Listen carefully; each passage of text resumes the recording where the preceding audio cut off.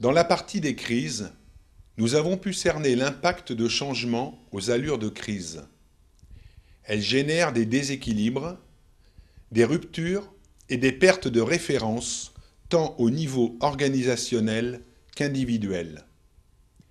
Ici, nous nous interrogeons sur l'adaptabilité et la flexibilité de l'individu dans ces conditions, sous peine de basculer dans l'obsolescence.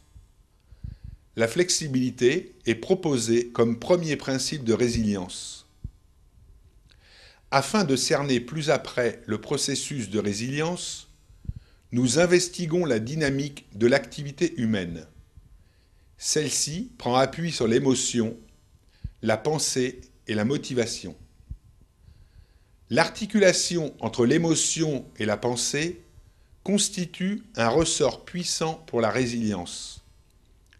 À quelles conditions l'émotion et la pensée peuvent-ils déboucher sur un contrat psychologique, élaboré sur la base d'un ensemble d'éléments décrits dans les théories de la motivation? Pour comprendre comment la motivation se construit, nous avons effectué une sélection parmi celles-ci. Nous reprenons successivement l'essentiel des théories axées sur les contenus avant d'aborder celles axées sur les processus. Puis, nous évoquons l'apport des modèles de l'autorégulation.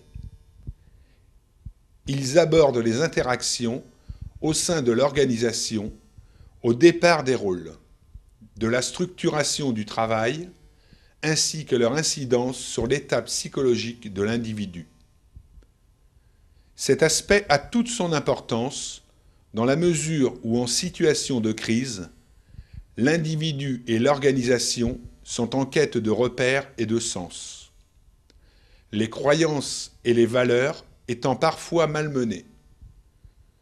Nous décrivons le processus d'élaboration de ces croyances, modèles mentaux qui servent de guide à l'activité humaine, personnelle ou professionnelle.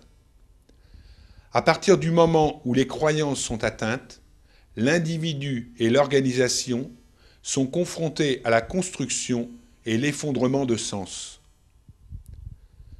Dans un environnement ponctué d'imprévus, de contretemps, de perturbations, de crises, en perte de repères, l'individu est de plus en plus sollicité. L'adaptabilité et la flexibilité relaient la stabilité et la sécurité. Des poches d'obsolescence apparaissent. La synthèse de théories et modèles de la motivation nous y aide. Pour ouvrir des voies inhabituelles, il s'avère utile de comprendre le fonctionnement des modèles mentaux qui influent l'engagement des acteurs, qu'ils soient individuels ou organisationnels. Appréhender les modèles mentaux qui sous-tendent nos activités constitue un moyen pour en faire des alliés. L'ensemble peut faire l'objet d'un apprentissage individuel et organisationnel pour constituer le socle d'une intelligence collective au niveau de l'organisation.